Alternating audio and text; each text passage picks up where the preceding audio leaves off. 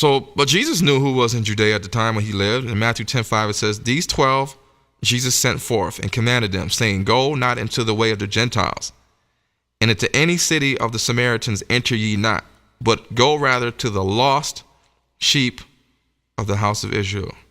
So when Jesus was here, he said, don't go into the Gentile area, because Jesus was talking. He was in Judea. He was in Judea. He said to his disciples, do not go to the way of the Gentiles.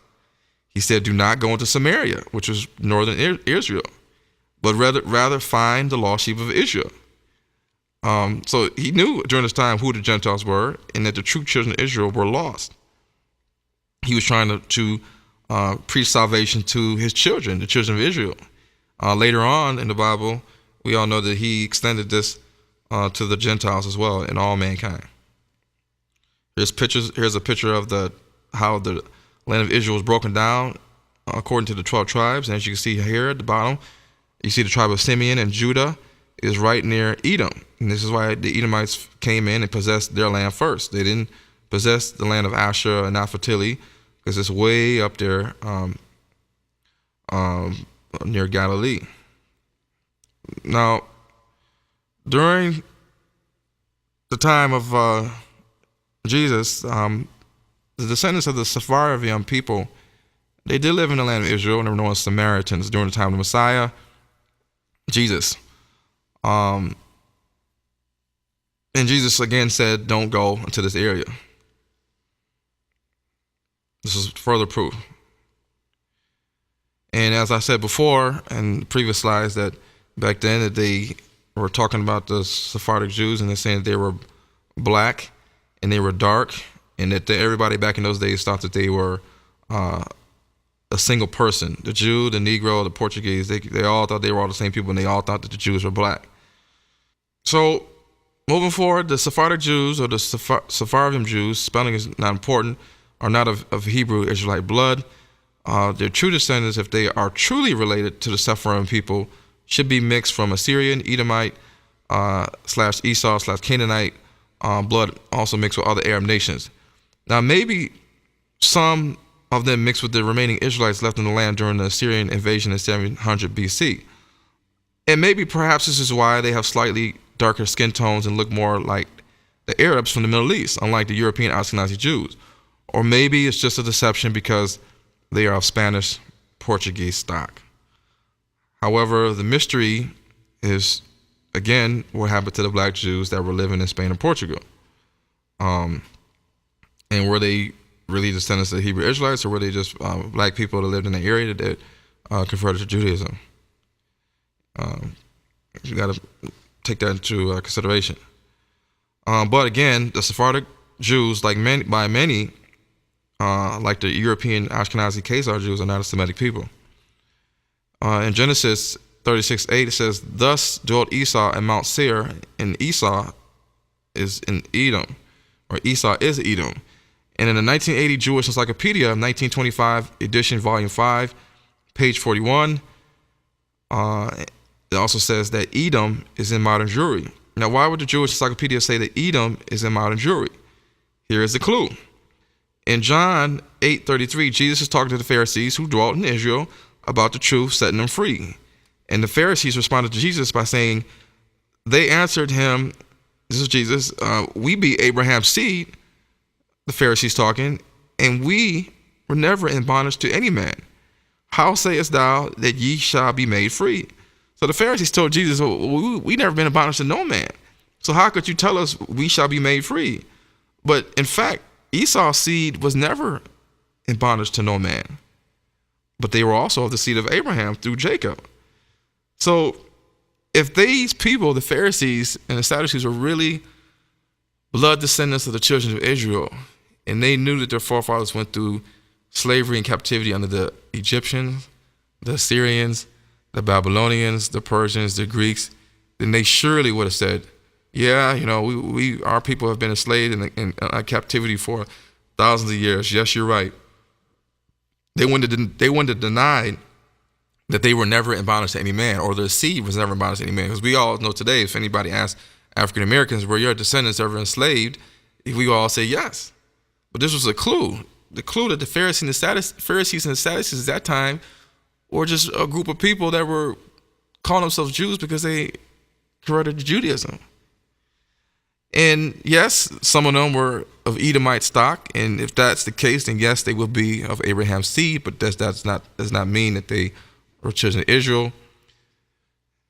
As you can see here, there's pictures of some Sephardic Jews, and as you can see, they have darker skin tones and look more Arabic when you look at compare them to the Arabic people in North Africa. They typically don't look like the Ashkenazi European Jews.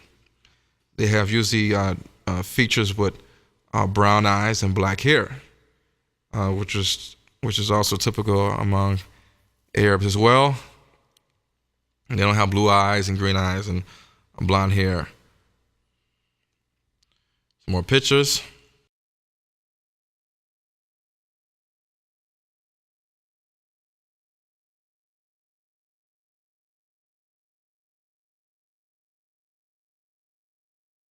And as you can see, the migration of the Spanish Jews into Europe, Middle East, and Africa.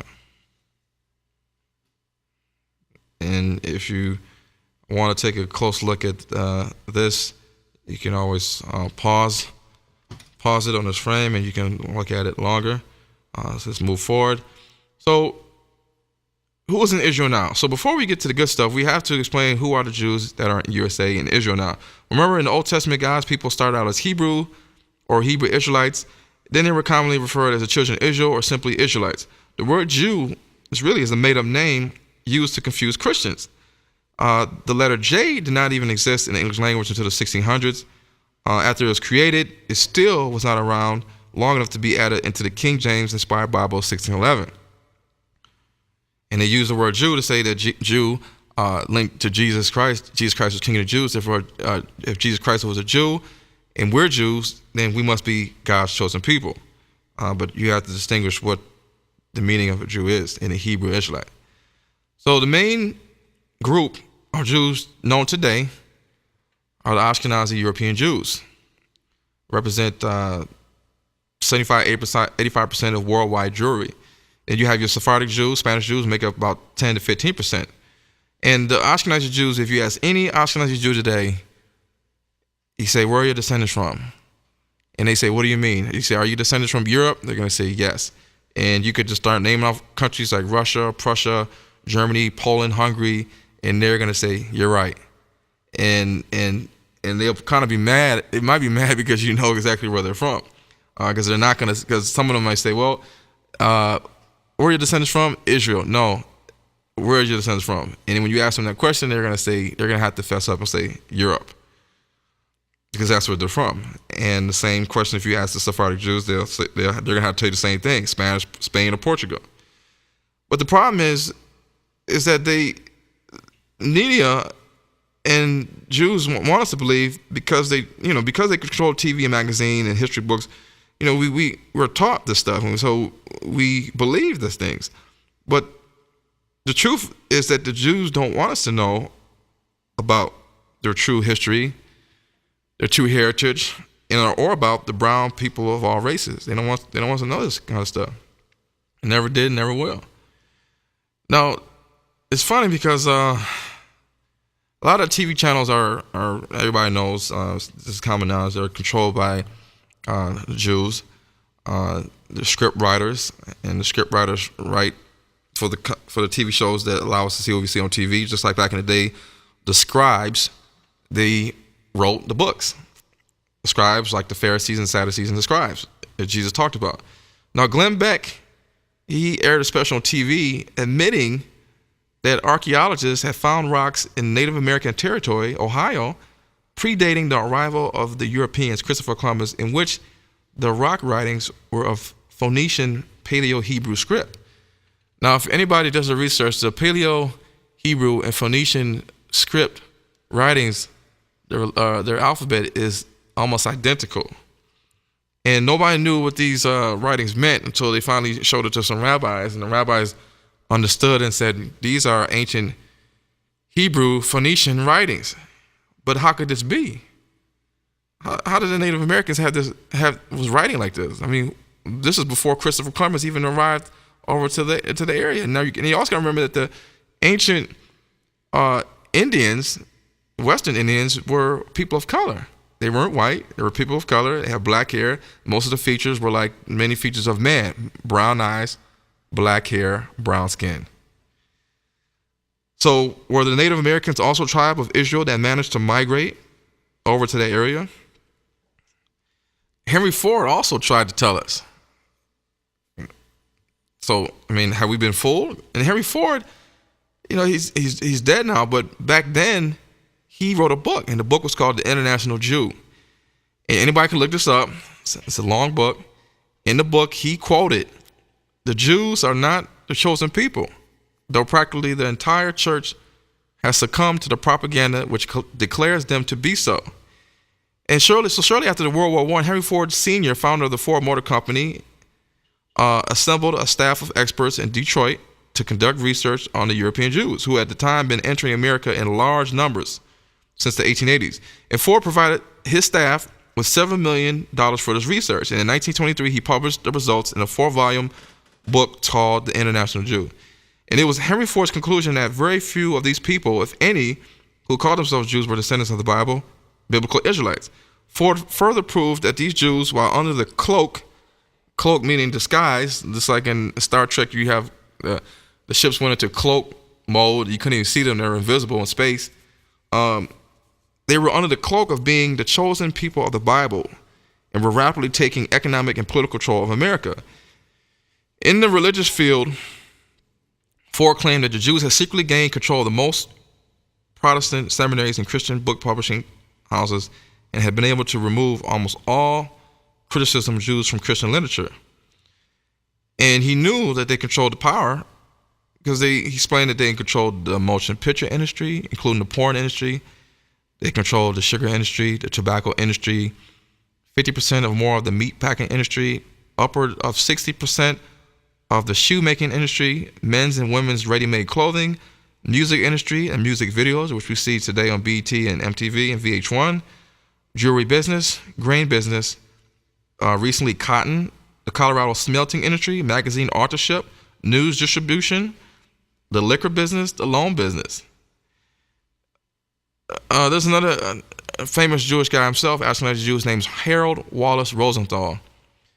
He quoted in 1976, "We are amazed at the Christian stupidity. Judaism is not only the teaching of the synagogue, but also the doctrine of every Christian church in America." Wow.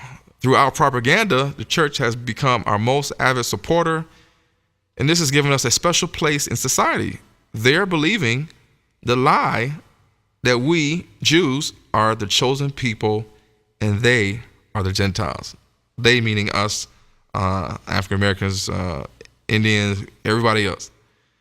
This was said by a Jewish person himself. Unfortunately, he was murdered. A lot of people say that shortly after releasing this information in his book, he talked too much and his own people got rid of him. Because whenever you expose lies and you tell the truth, Satan doesn't want us to know the truth. So he has to do what he can to stop it. So this guy, Harold Wallace Rosenthal, he was supposedly murdered for giving up this interview in 1976, during which he boasted about how a group of Jews are manipulating America and the world. In the book, as with the book also, this book called The Protocols of the Learned Elders of Zion, many Jews claim that Rosenthal's interview was yet another hoax created by those mysterious and elusive anti-Semites. But how could you be an anti-Semite if you're not Semite at all? However, as with the Protocols of Zion, what Rosenthal said seems to be true. So hoax or not, it's important to look at. So Rosenthal also himself quoted in his interview that the Jews have established 5 major falsehoods which work to conceal their nature and to protect their status and power, to wit. Now these falsehoods are: 1, the Jews are Israelites and thus God's chosen people. 2, Jesus Christ was a Jew, when in reality he was an Israelite from the tribe of Judah. 3, that 6 million Jews were killed in the Holocaust during World War II. And that 4, all races are equal, or that all are brothers. And 5, that the Jews are just another religious group. And these are interesting 5 points to really pay attention to, because he's an Ashkenazi Jew raised in Judaism as a child and grown man, and he is saying these things about that the Jews are not God's chosen people, and Jesus Christ wasn't a Jew, and that 6 million Jews were killed in the Holocaust. So what's going on? Now there's also another man named Benjamin Friedman, and some people may know this guy. He was also influential Jewish guy in politics, and he tried to warn America during a speech in 1961. He actually converted to Christianity after realizing the truth about the heritage of the Jews and the religion and everything else. It just blew him away. He couldn't take it anymore. And he quoted from his speeches. He said, "The Jews, I call them Jews to you because they are known as Jews. I don't call them Jews. I refer to them as so-called Jews because I know what they are. If Jesus was a Jew, then there isn't a Jew in the world today. And if those people are Jews, certainly our Lord and Savior was not one of them, and I can prove that." And he goes on to say, the Eastern European Jews, who form 92% of the world population of those people who call themselves Jews, were originally Khazars or Khazars. They were a warlike tribe that lived deep in the heart of Asia, and they were so warlike that even the Asiatics drove them out of Asia into Eastern Europe. And to reduce this, so you don't get too confused about the history of Eastern Europe, they were so big, the Khazar kingdom, 800,000 square miles. Only at this time, there was no Russia, there were no other countries, and the Khazar kingdom was the biggest country in all Europe. So big and powerful that when other monarchs wanted to go to war, they borrowed soldiers. The Khazars would lend them 40,000 soldiers. That's how big and powerful they were. They were also phallic worshippers, which is pagan worship of the genitals, which a lot of religions are based off sex and genital worship and man and woman. And he didn't want to go into this. But the king of Khazar became so disgusted with the degeneracy of his kingdom that he decided to adopt a so-called monotheistic faith. At the time, there was Christianity with the Catholic Church. There was Islam that was rising, and there was Judaism. But at the time, it was also really Talmudism, because Judaism was based off the Talmud and the Kabbalah. Before that, it was called the Mishnah. So, like spinning a top and calling out eeny, meeny, miny, mo, he picked out Judaism, and that became the religion of the land. And here, in this another book, another guy named Arthur Koestler, he wrote a book called The 13th Tribe. And this book is, you can get this book. It's not too many people know about this book. I was in Harlem last year, and I was walking on the street in Harlem in the pro-black African movement area where they had a lot of books about Malcolm X and Martin Luther King, and they had this book sitting there. And not too many people probably will pick up this book because they don't really know what it's about. But in the book, he also exposes Judaism and his people. And he also admitted in the book that the Khazars adopted Judaism as a religion in 740 AD, and that the majority of Eastern European Ashkenazi Jews are of Khazar and Japhetic origin, and they're not Semitic. And he refers to the Jewish Encyclopedia, and he also says that the Jews are more related to Attila the Hun, the Magars and the Igors than Abraham, Isaac, and Jacob, and that they also identified them with Gog and Magog.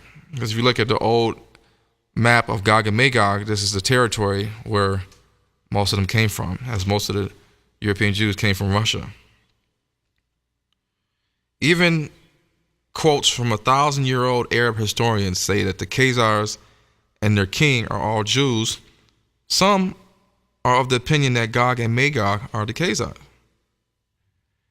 And it's interesting because in our history books, we never learned about the Khazarian Empire. We may have touched on the Byzantine Empire with Constantine and the Ottoman Islamic Empire, but nobody ever talks about the Khazarian Empire. Why was that left out of our history books?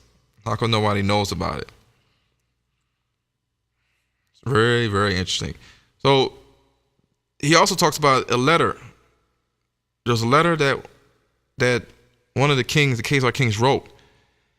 And he wrote in the letter that his people were descendants of Torgomoth and Japheth, who were all ancestors of all Turkish tribes. Now, if you ask any Armenian that knows his history, he will tell you that his people are descendants of Torgomoth. Go there, ask any Armenian, say, hey, I said, are you guys descendants of Torgomoth? He said, yes. How did you know? That's because he knows his heritage. And Torgomoth was a descendant of Japheth. And Ashkenaz was a brother of Torgomoth. Very interesting. Very, very, very interesting. And he goes on to talk about the Attila the Hun. He talks about how the Russian communists tried to hide the Khazar Jewish connection. And he also talks about the breaking up of the Khazar Empire, integration of these Jews or Judaism converts into Russia, Poland, and all other European countries. And back then they were known as the Kingdom of Red Jews. And they also joined Genghis Khan and retained their Judaism. And they had interchangeable names. So here in this slide right here, there's a lot of information. It talks about the Crusades and the Khazars. It talks about the origin of the Yiddish language, because the Yiddish language is not Hebrew. Anybody will tell you this. If you speak German and you're from Germany and you hear somebody speaking Yiddish, you will partly understand what they're saying, because it is a mixture of the language that they spoke before. Before they spoke Germanic, Slavic, Turkish language, and eventually when they converted to Judaism, they wanted to learn how to speak Hebrew, and of course they integrated it with their Germanic language. Therefore, somebody that speaks German today can kind of understand what Yiddish is, because it's not true Hebrew. If they were truly descendants of Israel, they would have kept their language. Just like the Arabic language is really old, almost as old as the Aramaic language, and the ancient Ethiopians speak the ancient language of Amharic. So one of the interesting things he goes on to say is that the Israel's right to Palestine is not based on Bible prophecy, even though it does serve a purpose, but it's based on international law, the United Nations decision in 1947 to partition Palestine, which was once a Turkish province controlled by the Muslims, but then was a British mandated territory. It was slashed in Arab and the Jewish state. Here we have a slide showing Ashkenazi Jews. As you can see, with the clothing and the hat and the long sideburns, which is all they say they're doing this because of the Bible. This slide right here is basically going to go over what the letter talked about. In 740 AD, the king, his name was Bulan. And he, like I said, he adopted the religion of the Pharisees and Sadducees, Judaism. They lived around southern Russia, Eastern Europe, all the way down to the Caucasus Mountains. The Caucasus Mountains were between the Black Sea and the Caspian Sea. And back then, the Caspian Sea was called the Sea of the Khazars. But nobody would notice unless they really do the research and look at old maps. Here's a picture of the Khazarian Empire. As you can see, the Bulgars, and you can see the Black Sea on the left, the Sea of the Khazars, which is now called the Caspian Sea, on the right, and Armenia, Georgia, and Turkey. Here's a slide, pictures of many influential Jews today we see on TV. Many people probably don't even have no clue that they're Jews. Katie Couric, Wolf Blitzer, Mike Emanuel, Barbara Walters, Larry King, Geraldo Rivera, famous Matt Lauer, Dick Morris, and a lot of Ashkenazi Jews, they changed their last names to European last names because they didn't want to be known as Jews in America, because they didn't want to go through persecution, so they changed their last names. Just like, Joanne Rivers. Joanne Rivers is a Jew. She says it all the time on the Fashion E! channel. Albert Einstein was a Jew, and Corey Feldman, he wrote a book exposing Hollywood and Jewish executives in control of the music industry and the movie industry. And here we have Kelsey Grammer, Larry King, George Lucas, Steven Spielberg, Zac Efron, Zuckerberg, founder of Facebook, Ben Stiller, Gwyneth Paltrow. These are all our TV stars we see on TV. And it's not a coincidence that the music industry, movie industry is controlled by the Jews, and a lot of people you see on TV are also Jews. CNN, Fox 2, News Channel, everybody. So moving forward, around 960 AD, a Jewish rabbi, a Sephardic Jew named Hasdai ibn Sarput from Cordoba, Spain, had heard there was a Jewish nation with a Jewish ruler in Eastern Europe. And Hasdai was a Jewish scholar. He was a foreign secretary, personal physician to Abd ar-Rahman III, 961 AD he lived. And he immediately wanted to make himself known to the Jewish ruler and confirm the existence of a Jewish nation. He believed if he could gain proof that his converted to Judaism kingdom really existed, that Christians can no longer say that the Jews, by way of Judaism conversion, were without a country as punishment for the rejection of Jesus. Because as you know, the Jews that worshiped and followed Judaism, they rejected Jesus. They believed that Jesus blasphemed, saying that he was God, and therefore he violated not one but two or three of the Noahide laws. And because of this, he was crucified. Now, he wasn't crucified by his own people. He was crucified by people that converted to Judaism and were known as Jews during that time. So Hasdai had two Jews, Mar Joseph and Mar Saul, deliver a letter to King Joseph, king of the Khazar Empire. The letter had difficulties getting there at first, but eventually made it via Jews that attached it to a Croat embassy, and later by another messenger named Isaac ben Eliezer of Nemetz, Germany. In the letter known as the Khazar Correspondence, written in Hebrew, he described his location in the western region of Spain in relations to King Joseph's location in other foreign countries. So he wanted King Joseph to know exactly where he was writing from, and he wrote in the letter that he wanted detailed information regarding the Khazar origin, its political and military organizations, and Hasdai admitted in the letter that he was a Sephardic Jew. And Hasdai asked King Joseph what family and tribe he was from. He's probably curious to say, well, was he from the tribe of Judah? Is he from the tribe of Khazar? Or what tribe was he from? So King Joseph replied that he was from a long line of kings of Khazaria, starting with the famous King Bulan in 740 AD. And during the reign of King Bulan, he stated that the Khazarian Empire had to choose between the Muslim religion, Christianity, and Judaism. He had teachers and scholars of each religion teach him about each one. He concluded that his pagan nation would adopt and convert to Judaism. He also stated in the Khazar correspondence that he was a descendant of Japheth. But I know you're thinking, like, wait a minute, I thought the Jews were descendants of Shem, and therefore they were Semites. They are Semites. No, this guy is saying that he's the descendant of Japheth. So therefore he is a Gentile. He's not Semitic. He's not of the Hebrew Israelite stock. He is not of Abraham, because Abraham came through Shem. And so he goes on to say, through the seventh son of Torgomoth, who was the brother of Ashkenaz, same word where the word Ashkenazi Jews come from. And Torgomoth, the father of all Turks and Armenians, had 10 sons: Ujur, Taurus, Avar, Uaz, Bizal, Tarnaz, Khazar, Janor, Bulgar, and Sawir. This is very deep. Very, very deep. Now, another Jew, Ashkenazi Jew, Jack Bernstein, he quoted, the powerful Zionist propaganda machine has led the American people to believe that a Jew is a Jew, one race of people, and that they are God's chosen people. I will deal with the God's chosen people lie later.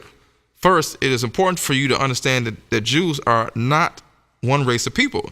There are two distinct groups of Jews in the world, and they come from two different areas in the world: the Sephardic Jews from the Middle East and North Africa, and the Ashkenazi Jews from Eastern Europe. The Sephardic is the oldest group, and it is they, if any, who are the Jews, even though this is false, in parentheses, described in the Bible, because they lived in the area described in the Bible. They are blood relatives to the Arabs. The only difference between them is religion. This is Ashkenazi Jew, Jack Bernstein. He wrote a book too, Life in Marxist Racist Israel. He was married to a Sephardic Jew woman, and he is no longer with us because he exposed the truth. And he even wrote in his book that if something happens to me after releasing this book, it's because they don't want the truth to come out.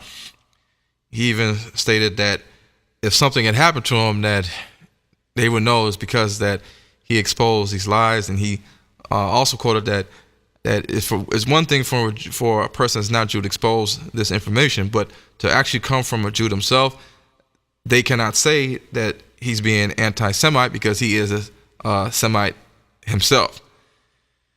So, but nevertheless, they still got rid of him, and his book is you can get it on Amazon. So, King Bulan and his descendant King Joseph stated in a letter that before his people came into the land of Volga, which is over in Europe, it was occupied by the Bulgarians. Now, Bulgaria now is near Macedonia or Greece. But back then, it was, they were still in Europe. And a lot of Bulgarians know this, some of them don't know this. So the question people may ask is, well, where are the Ashkenazi Jews from who make up 80%, 90% of the Jews worldwide? Well, as we know, Ashkenaz was the son of Gomer and the brother of Togarmah, as stated in the Bible and in the letter. In Genesis 10:3, chapter 10, verse 3, it says, "And the sons of Gomer, Ashkenaz, Riphath, and Togarmah." In Chronicles 1, verse 6, "And the sons of Gomer," again, Ashkenaz, Riphath, and Togarmah. In Jeremiah 51, verse 27, it says, "Set ye up a standard in the land, blow the trumpet among the nations, prepare the nations against her. Call together against her the kingdoms of Ararat," which is Turkey, Mini, which is Armenia, and Ashkenaz, which is Germany, Europe. "And appoint a captain against her, cause the horses to come up as the rough caterpillars." So why would the Ashkenazi Jews use the word Ashkenaz to be their name? Ashkenaz was not of the seed of Abraham. It was of the seed of Japheth. So, like I was saying earlier, the Ashkenazi Jews expose the truth about who the Jews really are, such as Arthur Koestler in his book The 13th Tribe, and Israeli bestseller author Shlomo Sand with his book The Invention of the Jewish People. He's still alive. His book was a bestseller. And then also the interviews of Harold Wallace Rosenthal and Benjamin Freeman and Jack Bernstein's book. They were all Jewish men in different positions, some of them political, who conducted interviews and exposed Jewish lies in the world agenda. A lot of them were killed. A lot of them, their death was labeled accidental, just like they do today when people mysteriously die of a drug overdose. It's labeled as an accident. But Jack Bernstein, who I just talked about, he also paid the price when he was assassinated for telling the truth at the release of his book, again, The Life of an American Jew in Racist Marxist Israel, written in 1985. So let's move on to what the scripture says, who is the children of Israel. Looking at this slide here, you see tracing 430 years of Hebrew history in Egypt. This quote right here, you see ancient Persians, the Elamites, picture right there, black brown face, King Nubia, and we see an Egyptian king, all of them with Afro-Negroid features. And the quote says, "Just think that this race of black men today, our slave and the object of our scorn, is the very race to which we owe our art, sciences, and even the use of speech." And this was quoted by Count Constantine de Volney in the 18th century, a Frenchman, after viewing the Great Sphinx of Giza in Egypt. So how come black people don't know their heritage? Jeremiah 17:4 says, even thyself shalt die discontinue from thine heritage that I gave thee, and I will cause thee to serve thine enemies in a land which thou knowest not, for ye have kindled a fire in my anger, which shall burn forever. And it also says that in Deuteronomy 30:26, he says, "If we scatter the Israelites in the corners and make the remembrance among them to cease among men, and they won't be no more in remembrance." Now, when did they lose their heritage? Well, in the pre-Roman diaspora, the Israelites will slowly lose it under repeated captivity. So, over repeated captivity and intermarriage with other races, the Israelites would eventually adopt different religions, and they would intermix with different people, and they would slowly lose their heritage and identity. This started in Egypt, even though they very much knew who they were in Egypt. And then with the Syrians, and this is also witnessed in 1 Chronicles, 2 Kings, the Babylonians started mixing up the scene. The Medes, the Persians, this is in the book of Daniel as well. The Greeks, which is in the book of Joel and the book of Maccabees.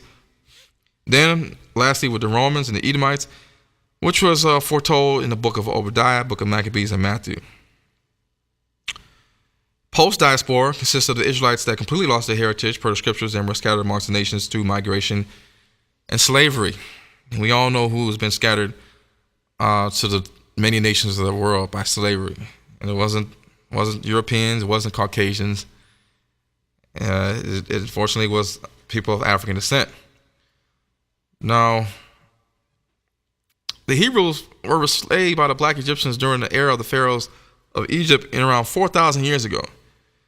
Joseph was the first son of Jacob and was sold by his brothers to the Egyptians, but like Moses would rule over Egypt during his lifetime. But how could Moses and Joseph, who were both Hebrews, rule over Egypt and his people if they were white?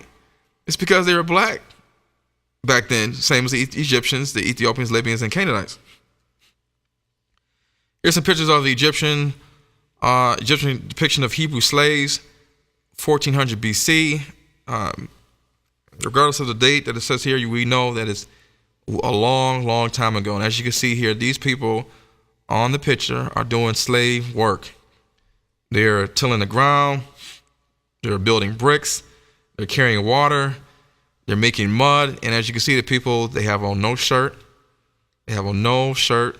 And they are brown-skinned people with curly Afro style type hair. So also, people need to understand is that nowhere does it show that the Hebrew Israelites were enslaved under the Egyptians and they were white. If they were, they would be in torment because they would constantly, every day, long hours, they would have sunburns, and they're probably going through heat stroke and would eventually have boils and skin cancer. And this was not what the original man originally had. Original man had melanin, so that his skin was able to adapt to UV radiation of the sun. It was like reflecting his own personal inbred sunscreen. And as you can see, the people that were doing the slave work for the Egyptians had their shirt off, and they were doing this in the hot sun, rays of the sun, 4,000 years ago. Okay, let's move forward. This picture right here of some more Egyptians. A lot of times the Egyptians, they wore the headdress with the little snake. And so a lot of people in this picture right here with the grapes, they think that this is a picture of an actual Egyptian boy, and behind him is a Hebrew boy, and it's holding the bucket, collecting the grapes that the Egyptian boy is picking. And if that's the case, then they both are the same color. And as you can see, the Hebrew boy in the back has nappy woolly hair. He's brown skinned as well, just like the Egyptians. Right here, this picture of Queen Tai of Egypt. She ruled alongside Pharaoh Amenhotep III and was the mother of Akhenaten. And she ruled around 1390, 1353 BC. As you can see here by her picture, this is obviously a picture of a black woman. Her face is not white. They didn't use marble to depict a white face like the Romans did. This face is obviously black, and her hair is like an afro, just similar to an African-American woman or African today. Here we see another picture of ancient Egyptians on the walls, the pictures, and here we have an African, probably from somewhere near Egypt, Ethiopia, Somalia, with the same type of hairstyles the ancient Egyptians had, which was Negroid in appearance. So, if anybody really studies the Bible, you should understand that the children of Israel were also a dark race, just for the sons of Ham. In the beginning, they kept their race pure, but eventually they would intermarry with the sons of Ham, the Egyptians, the Libyans, the Ethiopians, and Canaanites. This is common knowledge if anyone really pays attention to the scriptures. The Bible has numerous scriptures that point out that the children of Israel were black and not black as if they spread ashes on their bodies from mourning. This was a trick that many used to discredit the black Hebrews. In Lamentations 5:10, it says, our skin was black like an oven because of the terrible famine.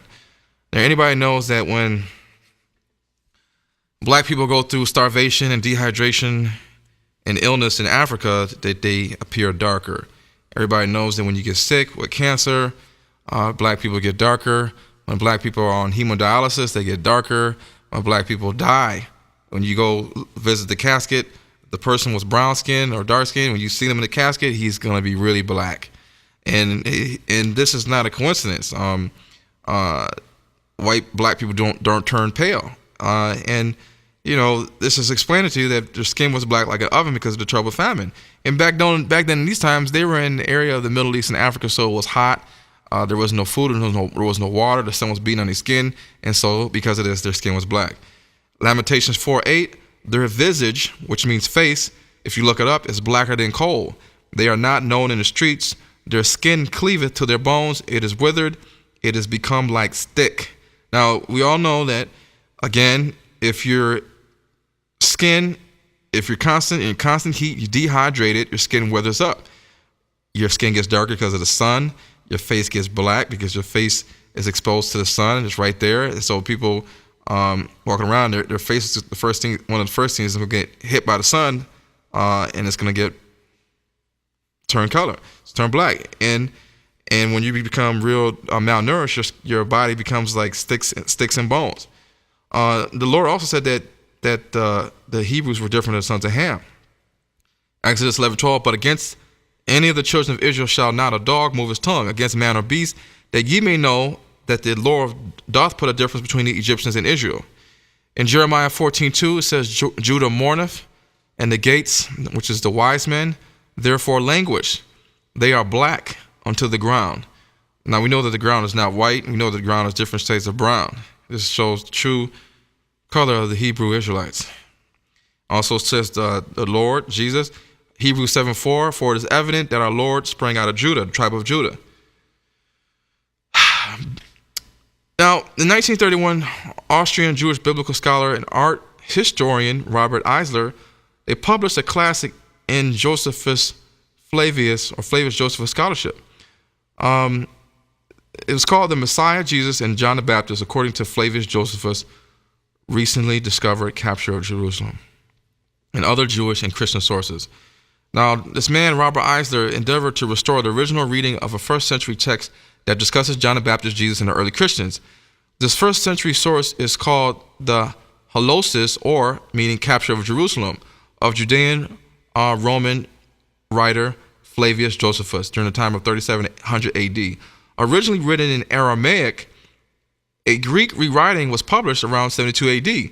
This is an important text for the discussion of Christian origins, particularly given the section therein treating the human form of Jesus and his wonderful works. Now, Josephus, the first century Judean historian, was believed to have had access to the official Roman records on which he based his history of the early Jesus movement. He is thus a singular contemporary witness. His text passed through Christian scribal hands, during which process the texts were by no doubt altered. Some offensive passages were omitted and some Christian embellishments interpolated. However, according to Eisler, a Slavonic Old Russian translation was made from the original Greek text, preserved in scattered form in the original Flavius Josephus testimony. Here's a picture of Flavius Josephus. First name was Titus Flavius Josephus. As you could tell by his first name, he was a Roman, just like Roman Emperor Titus that laid siege to Jerusalem during the time shortly after Jesus Christ's death. As you can see here, even though the Jewish people call him a Jewish historian, he was a Roman by blood. He practiced Judaism, therefore he was known as a Jewish writer. And he also lived and was born in Judea. So these are things that people really have to pay attention to. Just because you're born in Judea, just because you live in Judea, just because you practice Judaism, does not mean that you are of Hebrew Israelite ethnic stock. He was simply a Jew that practiced the religion of Judaism. Now, this is what he wrote when it was translated in Greek in preserved form. And this is really deep because not a lot of people have read this. He wrote down here, quote, "At that time also there appeared a certain man of magic power, if it be meet to call him a man, whose name is Christ, whom certain Greeks call a son of a god, but his disciples call the true prophet, who is supposed to have raised the dead and to have cured all diseases. Both his nature and his form were human, for he was a man of simple appearance, mature age, black skin," which in parentheses they have malagros, which means black skin, "short growth, 3 cubits tall, hunchback, pronagtus face, with a long face, a long nose, eyebrows meeting above the nose, that the spectators could take fright, with scant curly hair, but having a line in the middle of his head after the fashion of the Nazarenes, with an undeveloped beard." Now, Flavius Josephus is saying here that the man that they called Christ, Jesus, the Greeks said that he was a prophet, supposed to read dead people, cure all diseases. He was a man of simple appearance. He was mature age. He was black skinned. He was short. He was 3 cubits tall, hunchback.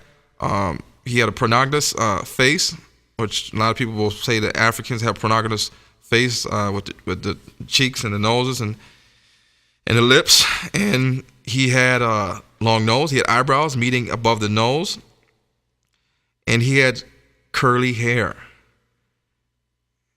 This is a description of a black person, and it's very interesting as we don't have this. Not too many people know about this, and this is from over 2,000 years ago. Here we see more pictures of the Egyptians with black skin, brown skin, and Hebrews with short hairstyles, similar to African American. If you got a haircut, it's not long and straight like a European hairstyle. Here you see here the Egyptians that were ruling over many nations of people, including Nubians and Ethiopians and Libyans and Israelites. Notice that they're ruling over people that are brown skinned just like themselves. From the tomb of Horemheb, here it says the pharaohs are overseeing counting Nubian prisoners. And to note, in the Bible also talks about Joseph. Joseph, we know, was ruled with the pharaoh, and he was the first son of Jacob. And the pharaoh called Joseph's name Zaphanath-Paneah, and he gave him to wife Asenath, the daughter of Potiphar, the priest of On. And the priest of On was an ancient big city in Egypt. And Joseph's wife was an Egyptian woman. And Joseph and Asenath would have 2 sons, Ephraim and Manasseh, which was one of the make up 2 of the 12 tribes of Israel. And it says this in Genesis 41:15 that he bore children, Manasseh and Ephraim. Here we have, keeping along with Egypt, we see Egyptian Pharaoh Mentuhotep. Hotep means peace. The second, as you can see here, his face is black. He's a black man. And it says here, when Joseph went to bury his father Jacob, he went with all the servants of the pharaohs, the elders of the house, and all the elders of the land of Egypt. And all the house of Joseph and his brethren and his father's house, only the little ones and the flocks and their herds, and they left in the land of Goshen.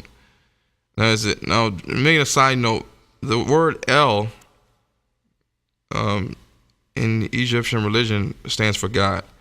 The same also stands for God in Hebrew. That's where we get the word El Shaddai and Elohim. And of course, if you're a follower of the religion, you are an elder, E-L, elder, just like Elohim and El. That's interesting. So Joseph left Egypt to bury his father Jacob in the land of Canaan. Those accompanying him were the children of Israel and Egyptians. But wait, in the book of Genesis 50, verse 9-11, it reads here, "And there went up with him both chariots and horsemen, and it was a very great company." So it was a lot of people, Joseph, the children of Israel, the Egyptians, and they came to the threshing floor of Atad, which is beyond Jordan, and there they mourned with a great and very sore lamentation. And he made a mourning for his father Jacob 7 days. And when the inhabitants of the land, the Canaanites, saw this from a distance, the mourning in the floor of Atad, they said, "This is a grievous mourning to the Egyptians." Wherefore the name of the place was called Abel Mizraim, which is beyond Jordan. Now Mizraim is another name from Egypt. And the Canaanites, the scripture proves that the black Canaanites could not distinguish the Hebrews from the Egyptians in the great company that they were with that came to the land. They saw the great company of people, and they said, this is a great mourning, a grievous mourning to the Egyptians. Now, if the Hebrews and Joseph and them were white, then they would say this is a grievous mourning for the Egyptians and the Hebrews. But they could not tell who was in that company. They said, well, these are all Egyptians. We're just gonna say it's a grievous mourning to the Egyptians. So that's a clue that nobody really pays attention to. Here we see Hebrews making mud bricks. This is found in the tomb of Rechamir, the vizier on Thebes, Luxor tomb. Here you can see again Hebrews, Israelites are black. The Egyptian slaves, all the people in those days were black. And here's some more pictures. Everybody has brown skin. Exodus 12:37-38. And the children of Israel journeyed from Ramses into Succoth, about 600,000 on foot. There were men besides children. And a mixed, note the word mixed, multitude went up also with them, and flocks and herds and very much cattle. So in those days, how could anyone tell the difference between a Hebrew and an Egyptian if they were both black, if they both had black skin, brown skin? The same way we often mistake light-skinned African Americans for being the offspring of a white and black parent. A lot of times you see a light-skinned African American, you will sometimes automatically assume that somebody, one of your parents is white, but that's not always the case. In fact, sometimes you may have both parents that are darker than the light-skinned child, but you got to look at the genes and genetics. So an important thing to note. This is very deep. This is very, very deep. If you really connect the dots, important thing to note is that the tribe of Simeon, Judah, and Levi, as well as all the other tribes of Israel, intermarried with the black Egyptians, black Canaanites, and neighboring African nations they lived amongst for thousands of years. Now the tribe of Ephraim and Manasseh were black, of course, because Joseph was indistinguishable from an Egyptian, as the Bible tells us when his brothers kept coming back from Canaan to Egypt, and they didn't recognize him, and he was standing there with the rest of the Egyptians, and he probably had on the Egyptian gear, but nevertheless, they still could not remember their brother until Joseph finally made himself known to them. Joseph, if he was a white Hebrew amongst a whole bunch of black Egyptians, and the pharaohs, they would say, oh, he looks kind of like our brother. And they would have known him, even if he had on Egyptian gear and headdresses and everything, that he was not somebody that was Egyptian. He was of another race, another nation. But Joseph looked just like the people of that land. He was indistinguishable from an Egyptian, and his wife was an Egyptian. His kids, Ephraim and Manasseh, were half black, half Hebrew. So if Joseph and Benjamin were both brothers, Benjamin, one of the tribes, then they had the same mother named Rachel. This would mean that the tribe of Benjamin was also black because they shared the same mother, Rachel, and because Joseph was the same color as the black Egyptians during those days. Now, also, if the tribe of Dan was black, because we know that Samson has 7 locks of hair. No race on this planet can naturally grow 7 locks of hair unless you have the kind of 9 ether type hair that curls and can start to lock on its own. Now, black people can not do anything to their hair, let it grow, go to bed, wake up, and over time it will get matted and it will develop into a lock. Caucasians have to back comb, tease, they have to do all types of tricks and maneuvers to get their hair to lock. And it's not going to be 7 locks of hair. Now, this is a clue that Samson was also black. And we also have evidence of an ancient man named Eldad, the Ethiopian Danite, who was black, also from the tribe of Dan, whom the Israelites in Israel attest that the Beta Israel Falasha Ethiopian Jews are from the tribe of Dan. They get that from Eldad, the story of Eldad, the Ethiopian Danite. That's the only reason why they say that the Ethiopian Jews are from the tribe of Dan is because of this man named Eldad the Danite. So if the tribe of Dan was black, this will also mean that the tribe of Naphtali was black because they shared the same mother, Bilhah. Lastly, if Moses was the same skin color as the Egyptians in his days, and he had children with an Ethiopian woman named Zipporah, then this would likely mean that all of Moses' cousins, the descendants of the tribe of Reuben, Simeon, Judah, Issachar, and Zebulun, would be black as well by way of their same great-great-grandmother Leah. So no matter what part of the world the 12 tribes of Israel has scattered to, the black DNA in their genes would still produce offspring hundreds of years later, showing some of the physical characteristics of a black person: brown skin, woolly, kinky hair, full lips, broad nose, and brown eyes. They're black roots. So here we see pictures of some famous black entertainers. Lloyd is a R&B singer, as you can see here. He's brown skin. He's biracial. He's a white parent. He received Bob Marley. A lot of people don't know it, but Bob Marley's dad was white. It's German. But you can still see that his hair is still Negro in texture, and he has locks of hair. It's not straight like a Caucasian. And you see Faith Evans, an R&B singer. She's biracial. Boris Kojo, also biracial, brown skin. Lenny Kravitz, you can look at him and say, well, you know, one of his parents is white, but he still has Negro, kinky, African hair. He still has brown skin. Terrence Howard, also brown skin. Sometimes been browner than light-skinned African Americans with two black parents. And you have Halle Berry. These are all famous entertainers. So back then, Herodotus, 480 BC, he quoted this about the Egyptians. He said, "For the fact is, as soon as I came to realize myself, and then heard from others later that the Colchians are obviously Egyptian. When the notion occurred to me, I asked both the Colchians and the Egyptians about it, and found that the Colchians had better recall of the Egyptians than the Egyptians did of them. Some Egyptians said that they thought that the Colchians originated with Sesostris' army, but I myself guessed their Egyptian origin, not only because the Colchians were dark-skinned and curly-haired, which does not account for much by itself because these features are common in others too, but more importantly because the Colchians, Egyptians, and Ethiopians are the only few peoples in the world who practice circumcision and who have always done so." Herodotus also quotes in 480 BC, "As for me, I judge the Colchians to be a colony of the Egyptians because, like them, they are black with woolly hair." Another Greek historian, Xenophanes, historian philosopher who lived during 500-400 BC, quoted this about the Egyptians: "The men of Egypt are mostly brown and black with a skinny, desiccated look." Here we have a picture of the inner tomb of one of the Egyptian pharaohs. As you see on the walls, the Egyptians were black. They were not white as the Bible, well, as the movies and the TV shows they show us on TV. So Herodotus cited the story told by the Egyptian priests about Pharaoh Sesostris, who once led an army northward through Syria and Turkey all the way to Colchis, westward across southern Russia, and then south again through Romania until he reached Bulgaria and the eastern part of Greece. Sesostris then returned home the same way he came, leaving colonists behind at the Colchian River faces.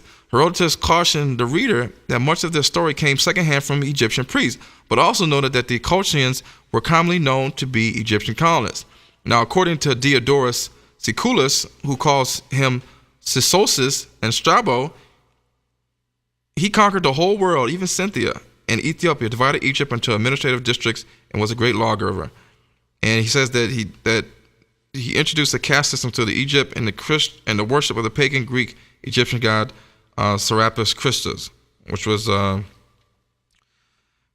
of the pagan gods they had. But Strabo, Diodorus, Herodotus all traveled through Egypt and made comments on the Egyptians and their black appearance.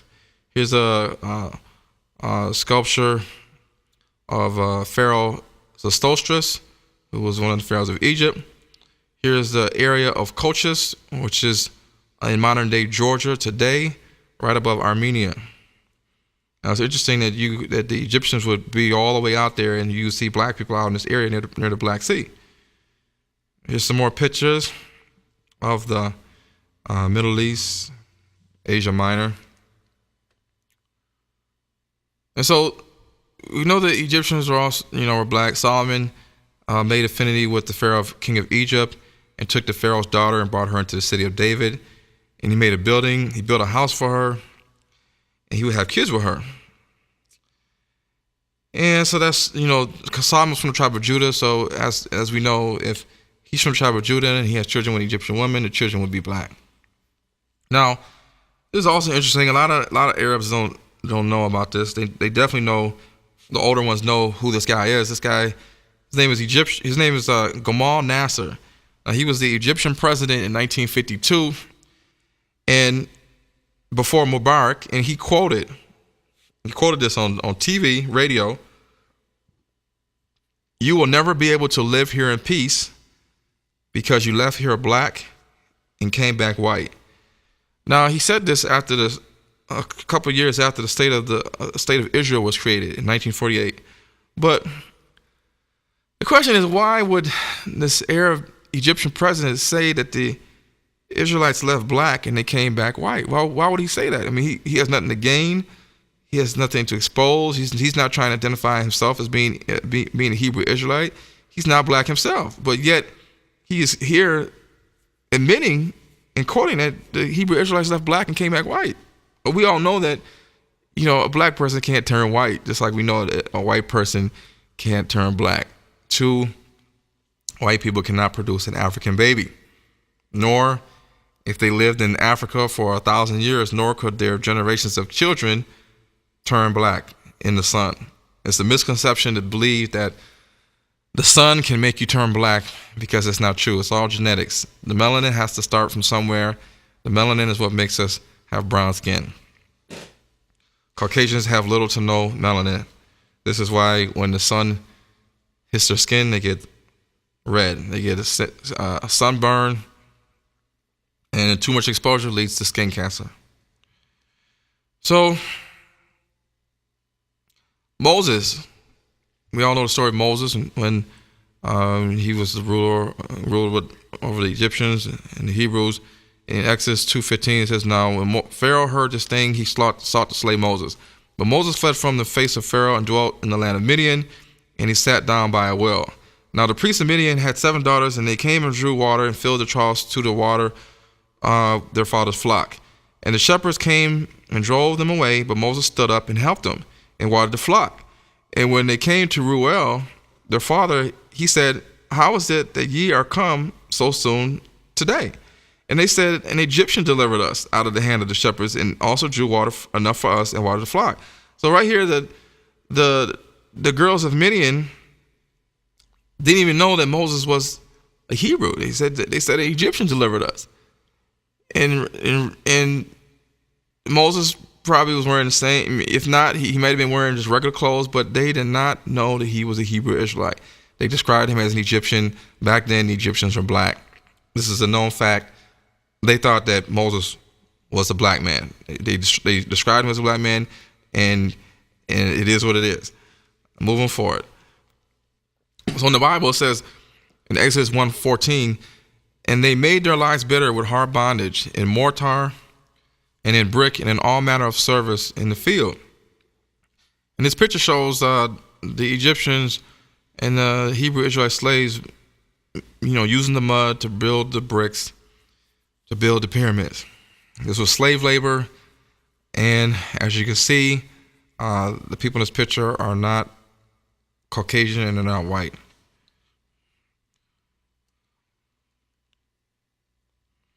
Now, like I said before, Paul was an apostle to the Gentiles.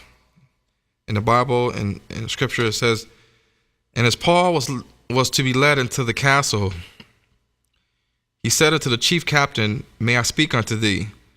And the chief captain, said, Can thou speak Greek? And so the captain was a Greek man. He said to Paul, he said, Can you speak Greek? And then he said, Art not thou that Egyptian which before these days made us an uproar and led us out into the wilderness 4,000 men that were murderers? So he looked at Paul and said, Well, can you speak Greek? And aren't you an Egyptian? So when the Greek man saw Paul in Greece, he didn't see him as a Greek man. He saw him as an Egyptian. Back then, Of course, as you can see in the picture here, the Egyptians were black. Paul was from the tribe of Benjamin, which was the brother of Joseph. Therefore, the Hebrew Israelites of the tribe of Benjamin were black. Here we see more pictures of the ancient Egyptians, writings on the wall, pictures. And as you can see, there's no Caucasians here. There's no people with white skin here. People need to wake up. Here you see some more pictures. Pictures of Pharaoh ruling over different nations of Ham. He has the hair of all three different races. And you can see there's a dark skin one, there's a brown skin one. And Pharaoh has them all by the hair. Now let's take a look into the rest of Africa, Libya and North Africa.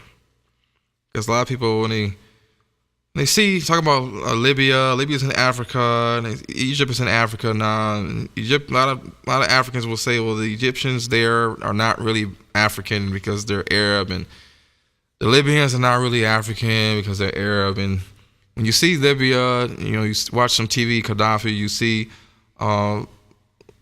white skin Libyans. But back then, the ancient Libyans were black. Libyans were originally known as Put, and this is what Josephus Flavius wrote concerning them. He said Put was also the founder of Libya, also called the inhabitants. The inhabitants were called Putites. From himself, there was also a river in the country of the Moors, which Libya is known for, the Moors, which bears that name once it was. And so, and this was written in his book, The Antiquities, Book 1, Chapter 6-2. The ancient Libyans sometimes are also known as Berbers, Moors, or the Tuareg people. In the book Destruction of the Black Civilization, Chancellor Williams declared that Libya was once so nearly all black that it was to be called a Libyan meant to be a black person. More pictures of people in North Africa. As you can see, they have the Moorish look with the cloth wrapped around their head, just like the Arabs do. And Herodotus even wrote about Libya in his book, The Histories. He said, one thing I can add about this country, so far as one knows, it is inhabited by 4 races, and out of the 4, only 2 are indigenous. 2 are indigenous, meaning a native of the land, and 2 are not. So the indigenous people are the Libyans, the black Libyans, and the black Ethiopians. And the former occupying the northerly and latter, the more southerly parts, are the immigrants, and they are the Phoenicians and the Greeks. And later in Book 7, Herodotus says that the Eastern Ethiopians, meaning the Dravidian, the Indian people that we see today in India, they were called Eastern Ethiopians because they were on the east side of the Red Sea. For there were 2 sorts of Ethiopians in the army who served with the Indians. They were just like the southern Ethiopians, except for their language and hair. Their hair is straight, while that of the Ethiopians in Libya is the crispiest and curliest in the world. So, explaining this right here, Herodotus is saying that the eastern Ethiopians in the southern part, they were dark-skinned. They had different language, which the Indians do, based off the ancient Sanskrit language, and the hair texture was different. Their hair texture was straight. Their skin color was the only thing that was the same for both of them. They were both brown-skinned black people, and that the Libyans were people that had the crispiest and curliest kinky hair in the world. More proof that the ancient Libyans were not Arab, because Arabs have straight hair and they were black. Now the Moors also lived in this time. The Moors were a group of North African population which conquered and ruled Spain and parts of Portugal for more than 700 years, beginning in 711 AD and ending in 1492 AD. And it appears from research that even before this period, going back into antiquity, the North African tribe has been synonymous with Iberia. It's a picture of Moors. The term Moor has been put to diverse use, but its roots are still traceable. The word Moor originates from the Roman word Morus, M-A-R-U-E-S, which is a derivative of the Greek adjective moros, meaning black or dark. In the year 46 BC, the Roman army entered northwest Africa, where they encountered black Africans whom they called Moors. During the European Renaissance explorers, writers, and scholars began to apply the term Moor to Africans in general. Moro is referring to all things dark, as in Moor or Moreno. Moreno can mean dark-skinned people in Spain, Portugal, as well as Brazil or Mexico. Now, the Tuareg people are also the ancient original people of North Africa with obvious physical and cultural affinities to the ancient black Negritos of the Saharan Desert. Now, they descended from the Garamantes, who once controlled the caravan trade routes across the Sahara Desert. The Tuareg are nominal Muslims. They speak a Berber language called Tamaské, and read and write the Tiffin script, excuse my pronunciation, related to the ancient Libyan ones in 3 BC to 3 AD. But no one knows the exact number of the Tuaregs, as they are divided up in different countries. It is approximated at more than 1.5 million people. The Tuareg people's groups are divided between Niger, Nigeria, Mali, Algeria, and Libya. The largest group lives in Niger and Nigeria. Now, the Tuareg is supposed to have the original native language of the Libyans. It's only known to a few, mostly the black Tuaregs, who are natives of the Libyan land. Most now of the North African peoples speak Arabic, mainly because of the Islamic Arabic invasion of North Africa that happened between 300 and 600 AD. Before that, Libya was black, and most black Libyans now live in the city of Tawarga. According to some Libyans, the name Tawarga was given to the town's black population because they had dark-skinned features like the original Tuareg people of Libya. Now, here's a picture of the Libyan pharaoh Solsenk the first. He reigned in 943 BC to 922 BC, and he was a ruler of the Egyptian 22nd and 23rd dynasty. And as you can see here, this is in the Cleveland Museum. This is obviously an African black man, not a European man, not an Arabic man as well. There was another Libyan pharaoh named Orsakan II of Egypt. He ruled from Egypt from 874 until 850 BC, a time of relative peace and prosperity. And his tomb area was very small, but allowed enough space to see that the ancient Libyan pharaohs that ruled during this time were black. Here we see another picture of Orsakan II of Egypt. He obviously is black with a sort of a hair style of like dreadlocks. More pictures of the Moors and the people of North Africa that are black, which we don't typically see when we watch news. This also shows some ancient African presence in North Africa, the Carthaginians and the Etruscan world. As you can see, pictures of Hannibal and pictures of early Italy and Tunisia and Carthage. As you can see, all these sculptures and pictures and coins depict African people. Even the mummy that they dug up in Libya and Egypt, they even still look black to this day. These are some ancient pictures of some black people living in Libya. And another picture of some Libyan prisoners of Ramses III, Egyptian pharaoh, in the Medinet Habu temple.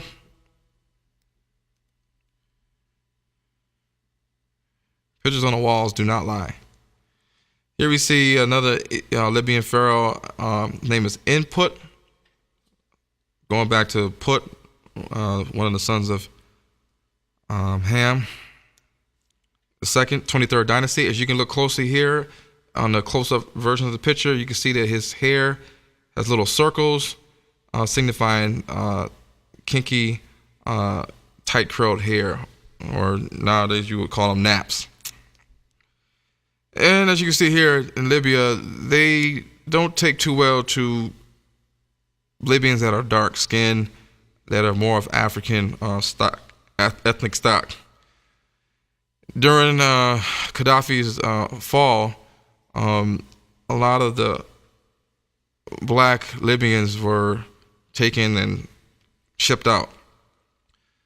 Up to about 35,000 black Libyans were rounded from the city of Tawarga by rebel forces and were either exterminated, imprisoned, or exiled to refuge camps and then beyond Libyan's borders. Here you can see here they have guns to the head of all the black Libyans. They don't want them there, even though they're the natives and the people that were there first.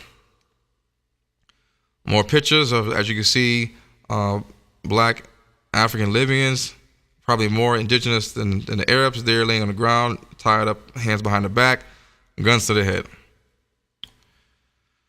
So back then, did the Garden of Eden, did it start in Africa? Did it start in Mesopotamia? The Arabs would say that the Garden of Eden was started in Mesopotamia, near the Tigris and Euphrates, Fertile Crescent area. But no, I say, but you gotta look at the Bible. The Bible says in Genesis 2:10, verse to 11, and a river went out of Eden to water the garden, and from thence it was parted and became into four heads. The name of the first river was Pison.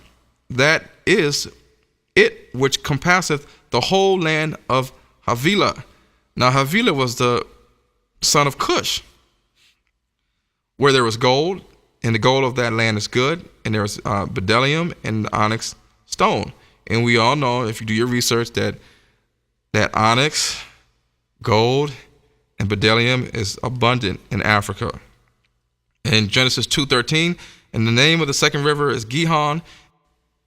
The same is that compasseth the whole land of Ethiopia. Now, what river encompassed the whole land of Ethiopia? Which back in those days, Ethiopia was pretty much made up the majority of Africa, and that's only the River Nile, the Nile River. And as you can see again in the map of Ethiopia and in Africa.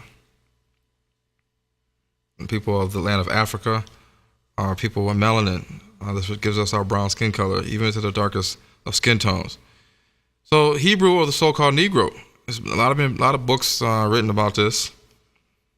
Again, the scripture where it talks about how all these curses shall come upon thee and shall pursue thee and overtake thee, because we didn't keep his commandments, and these curses shall be upon thee for a sign, and upon thy seed forever.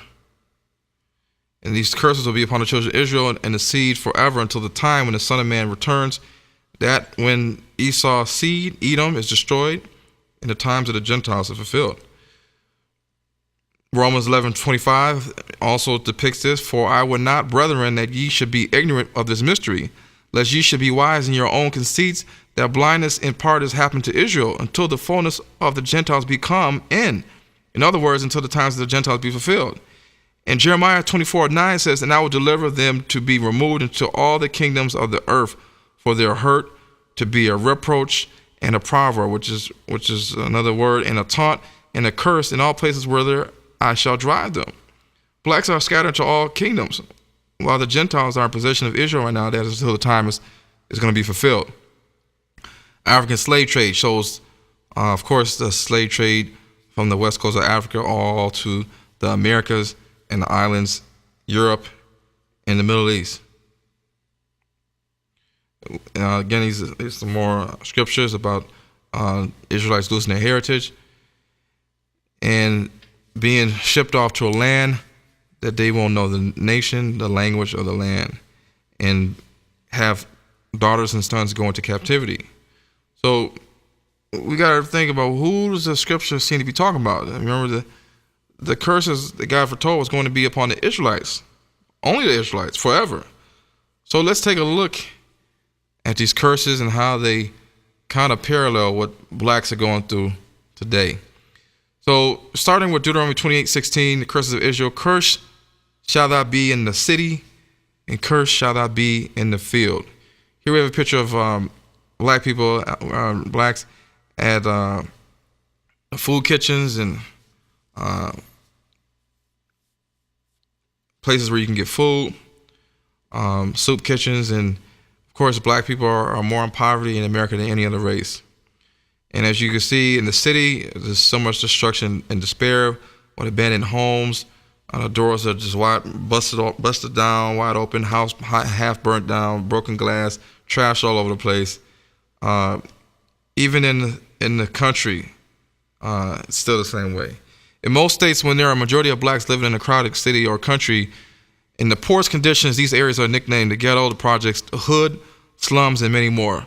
Nobody wants to invest money in these areas. Only a select few business owners are willing to set up stores in these areas, such as the Arabs, the Koreans, and Jews, because they know how to make money off of us. Banks don't give us loans for businesses in our communities, but gladly give other races loans. This is all part of the agenda.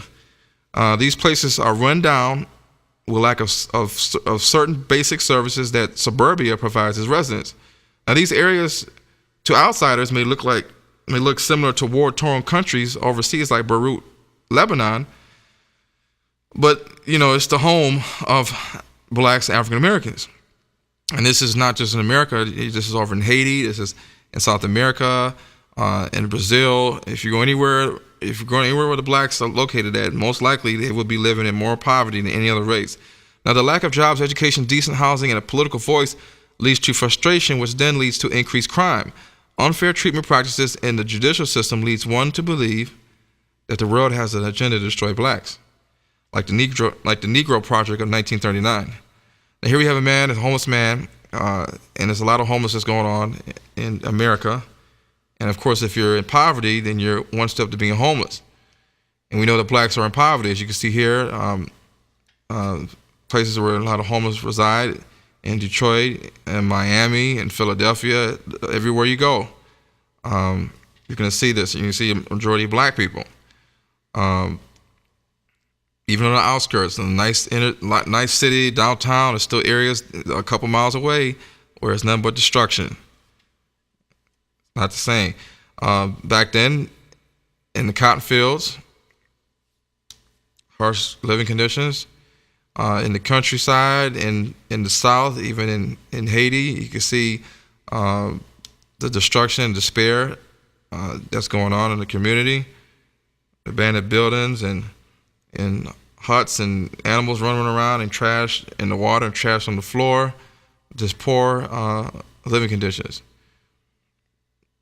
Some can look at this and say, well, in the background we see a nice city, a modernized city, and in here we see nothing but shacks similar to what people, some places in Africa live in, and even in Haiti, and even in the Americas, South America. As you can see here, these are not great living conditions to live in that black people are subject to. Deuteronomy 28:17-18. Cursed shall be thy basket and thy store. Cursed shall be the fruit of thy body and the fruit of thy land, the increase of thine and the flocks of thy sheep. So blacks haven't basically progressed in America as people despite being here over 500 years. Immigrant Jews and Greeks and Italians, Koreans, Chinese, Arabs, Europeans, Indians, and Latinos all have surpassed us, despite only being here maybe a little over 100 years. They make up the majority of businesses in Detroit and a lot of other cities. We make them rich while we stay poor. This helps their children be successful and keeps the cycle going. They become our bosses. They become engineers, doctors, lawyers, tax preparers, CEOs. They become franchise owners, owners of schools, and the cycle continues. Our black dollars don't get recycled into black businesses because there are none. Therefore, we remain poor while they thrive. Here we can see a lot of inner cities. You see liquor stores and beer market, wine markets, accepting bridge cards, Metro PCS stores, Coney Islands, get food. You see gas stations. This gas station here on Joy Road, the Obama gas station, and they use every type of trick to reel us in. And unfortunately, some people think that they're supporting Obama by going to this gas station because it's called the Obama gas station, and they have a picture of Obama. And if you see an Obama special at a chicken shop, a chicken shack, or a chicken place, then you want to get the Obama special, and that's just a trick. So why can't I be successful? They got party stores, you got liquor stores, you got gas stations, you got Coney Islands, fast food restaurants, pawn shops, Metro PCS cell phone stores, grocery stores, chicken shacks, pizza shacks, car insurances, check and go, check cash, and bill payment centers, then car dealerships, auto mechanic shops, auto detailing shops, medical, marijuana, group homes, nail shops, beauty supply stores, commercial, residential, real estate. They're all primarily owned by other races instead of us. Now, guess which business is black owned? Now, does this sound like your neighborhood? And you can have a strip, and the strip can, in Michigan, and in Detroit, you can have, one part you can have a Chinese restaurant, LA Insurance, a Hollywood Beauty Supply, a Family Dollar, a Meat Town, a Check and Go, so you can get the check. 30-minute nail shop, you can get your nails done. You get some New Wave chicken or Happy's Pizza, or get your food. You got a laundromat, check cash and bill payment center. You got a strip club right nearby. You got a church. You got a cell phone, Metro PCS store. You got a pawn shop or diamond jewelry and loan to take your money. And you got a tax place to prepare your taxes, to get your money. You got a Hydro Giant, a grocery store. Does these sounds like strip malls in your community? If it is, it's not a coincidence that they're there. It's there for a reason. Used car lots, beauty supply stores, nail shops, check cashing stores, they're all there to make money off of us while we scream for help. Moving forward, Deuteronomy 28:18, cursed shall be the fruit of thy body and the fruit of thy land, thy increase of thine and the flocks of thy sheep. Now in Africa, you got so much famine and drought. The ground is cracking. The livestock is dying, as you see here in the pictures, and there's no crops growing. As you see in this picture here below, you see, if not hundreds of cows is dead. And the people of Africa, obviously that's not a good thing when all your livestock die, and if you can't grow any crops. Here's some more pictures. And meanwhile, and also note, even though Africa has a lot of resources, it's being tapped into and used by a lot of other countries. And then Africa gets a little bit of a piece of the money, but not enough. Deuteronomy 28:19, cursed shall thou be when thou cometh in, and cursed shall thou be when thou goest out. So we all know the saying, living as a black man in white America, or driving while black, or guilty until proven innocent. This holds true today, that despite all the issues that the black family has at home, with high rates of divorce and fatherless homes, we still face even greater obstacles soon as we step outside the door. Raising up your hand, as we know, as a black man at a routine arrest or stop, can get a black man lit up with bullets compared to any other race. Blacks are the victims of racial discrimination every day and are more likely to be the law enforcement's main target to incarcerate. Once a black man gets caught up in the judicial system with misdemeanors, felonies, and costly tickets and fines and warrants, it is very hard to recover and succeed because of the financial burden to get out of this situation and because of the negative mark it leaves for future employers or educational institutions. This is a setup, and no other race deals with this problem more than black people. As you see in the picture, in the house, in the home, blacks, we deal with domestic violence and all types of instability in relationships. This picture was from the movie Diary of a Tired Black Man, and here we hear a movie Diary of, I think it was an Angry Black Woman. I think it's a Tyler Perry movie. Or here we see Wait to Exhale. I think this movie, Angela Bassett is letting fire to the car because her husband was cheating on her, and that's a common thing in our community. And as you can see here in the bottom pictures, it also can play with your mood, your mental, your psyche, your happiness. So discrimination still exists in the workforce for blacks. Blacks can't just go to work and go home without worrying about someone trying to get them in trouble or get them fired.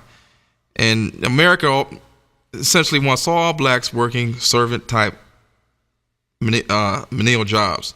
As you can see in the picture, help wanted. Back in the day, help wanted white only. And this guy here is carrying a sign that says, if Negro men can carry guns for Uncle Sam, then surely they can drive milk wagons for Bowman Dairy. Because back then they didn't want us, in the beginning they want us to have no guns, but then they allow us to have guns, but then we can't drive milk wagons. And here's a guy shows a picture of being fired. And this guy here has a degree in architecture, but he can only get servant, menial, low-wage jobs. Driving while black, as you can see, the black man here, he's behind the wheel, and it's a cop behind him, and he's nervous. And you hear half of the picture, you see the European white man with no cop behind him. And driving while black, we all know what that means, DWB, and looking through your rearview mirror, trying to make sure nobody's following you. And here's another picture of how it starts early on. They're making fun of it. But it's not a crime. And, to go along with the curses, in 2010, between 2006 and 2010, 2,529 white drivers were stopped. About 9,100 black drivers were stopped. And this picture right here, this clip shows that this guy, he says, they never stop and frisk me. They never stop and frisk old white guys like me. As we know, Trayvon Martin was minding his business, walking, and he got stopped and ended in his death. And stop and frisk is in New York, incarcerates a lot of black men, puts a lot of black men in the judicial system. And the impact of stop and frisk is enormous. In 2011, there were almost 700,000 total stops. 6% of the stops led to a summons. 6% of the stops also resulted in an arrest. 88% of the stops led to nothing. 56% of the stops involved frisk. 2% of the stops led to discovery of contraband. 76,000 of the time, force was used by officers on blacks. 51% of the stops were blacks versus 33% for Latinos and 9% for whites. Here we see a picture. You see the guy getting handcuffed by the cop. And this is a common theme that we see. Common thing that we see today, only with black people. But was the prison industrial complex prophesied in the Bible? In Isaiah 42:22, it says that, but this is a people, Israelites, that are robbed and spoiled. They are all of them snared in holes, and they are hid in prison houses. For they are prey, and none delivereth, for a spoil, and none saith, restore. Who among you will give ear to this? Who will hearken and hear from the time to come? Who gave Jacob, the children of Israel, for a spoil, and Israel to the robbers? Did not the Lord, he against whom have sinned? For they, the Israelites, would not walk in his ways. They didn't keep his commandments, and they were not obedient unto his law. Now, with the stop and frisk, just a week and a half after the federal judge ruled that the stop and frisk New York program was unconstitutional, the city of Detroit was developing its own version of the policy. And they were doing it similar to New York. And, they insisted the DPD insisted that this was nothing new. And Deputy Assistant Chief Eric Ewing told reporters that the department is already a stop and frisk policing agency because it already uses reasonable suspicion as a criteria for stopping people, black people. That hasn't satisfied critics who believe shaping the DPD to be more like the NYPD could exacerbate racial tensions within an already troubled city. And unfortunately, it's getting that way, and racial tensions are slowly brewing. But do they want racial tensions to justify things like the King Alfred plan? I mean, back then with the Black Panther Party, Black Panther Party had enough. They wanted to be treated fairly. And the only way they felt they can get it was to stand up.